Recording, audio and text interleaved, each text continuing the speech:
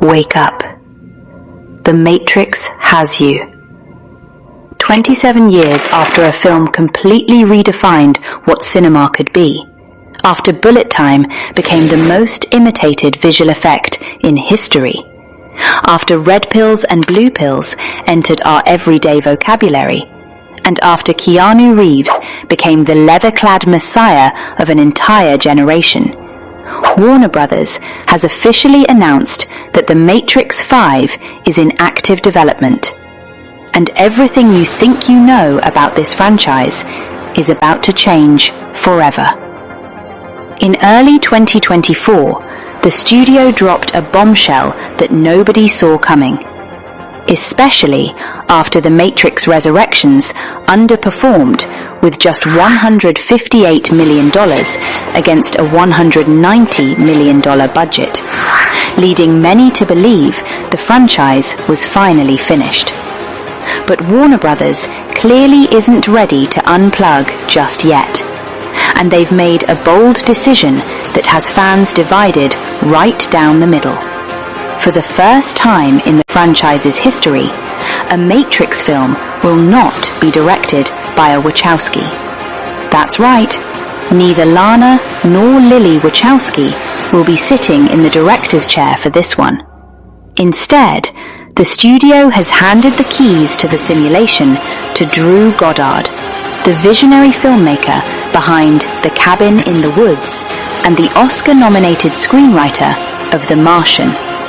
Goddard will write and direct The Matrix 5, bringing his signature blend of genre-bending storytelling and sharp dialogue to a universe that desperately needs a fresh perspective after the divisive reception of Resurrections. Now, before you start panicking, there's good news. Lana Wachowski isn't completely gone. She's attached as an executive producer, which means she'll still have a voice in how this beloved universe continues to evolve. And Goddard himself has been incredibly vocal about his reverence for what the Wachowskis created. In the official announcement, he said, "It is not hyperbole to say the Matrix films changed both cinema and my life. Lana and Lily's exquisite artistry inspires me on a daily basis, and I am beyond grateful for the chance to tell stories in their world." That's not Hollywood PR speak. You can hear the genuine love and respect in those words.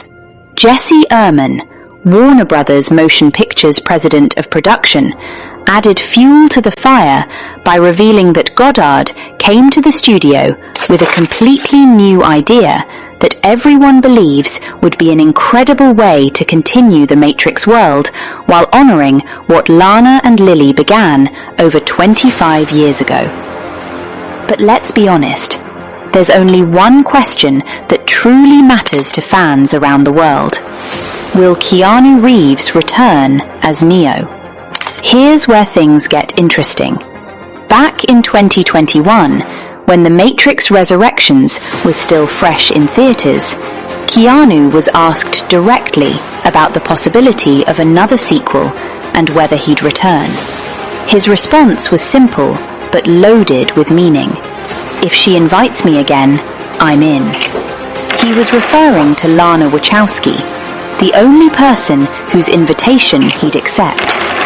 Now here's the complication. Lana isn't directing this time. She's producing. So the question becomes whether her involvement as executive producer is enough to constitute that invitation Keanu needs, or whether he'll want to see her more directly involved before committing. Drew Goddard was asked recently about Keanu's potential return, and his response was carefully diplomatic. "I can't speak to that." He explained that the script isn't finished yet, so no casting choices can be confirmed at this stage. That's not a no, but it's definitely not a yes either. And what about the rest of the iconic cast? Carrie-Anne Moss, who has been by Keanu's side as Trinity since 1999, remains unconfirmed. Lawrence Fishburne, the original Morpheus, whose absence from Resurrections was felt deeply by fans, addressed the possibility of his return during an appearance on The View in April 2025. His answer was measured and honest. He said it would depend on who is involved and how well the script has been written, adding the condition that he'd have to actually be offered the role. Fishburne also revealed something that surprised many fans. He volunteered to return for the 2021 film, but claimed that production didn't respond well to that.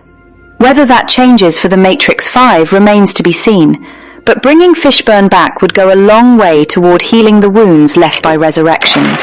Then there's the question of Hugo Weaving, whose absence as Agent Smith was arguably the biggest criticism of The Matrix Resurrections. Jonathan Groff did his best in the reimagined role, but nothing could match Weaving's charismatic menace, his iconic delivery, his Mr. Anderson that still gives people chills decades later.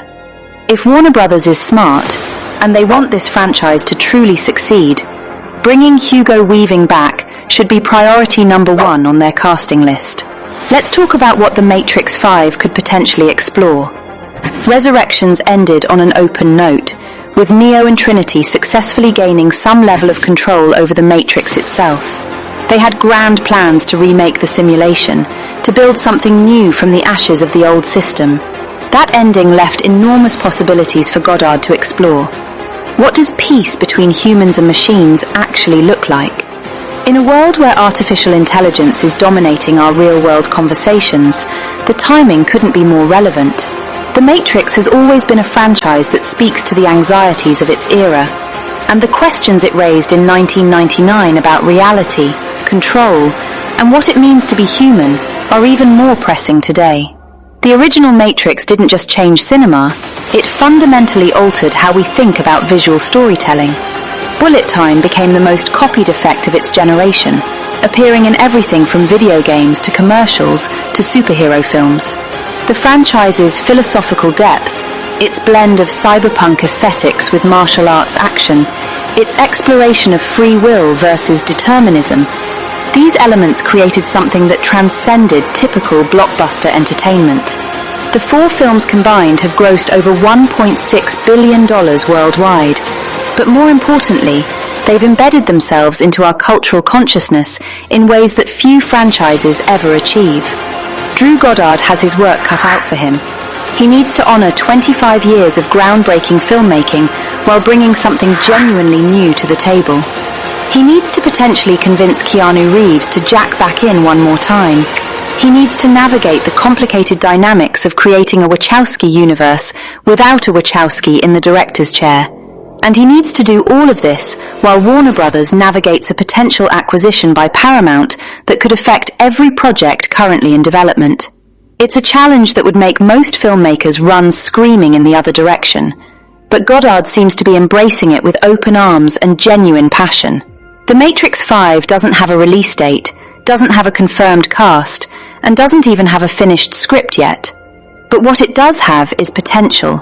The potential to remind audiences why they fell in love with this world in the first place.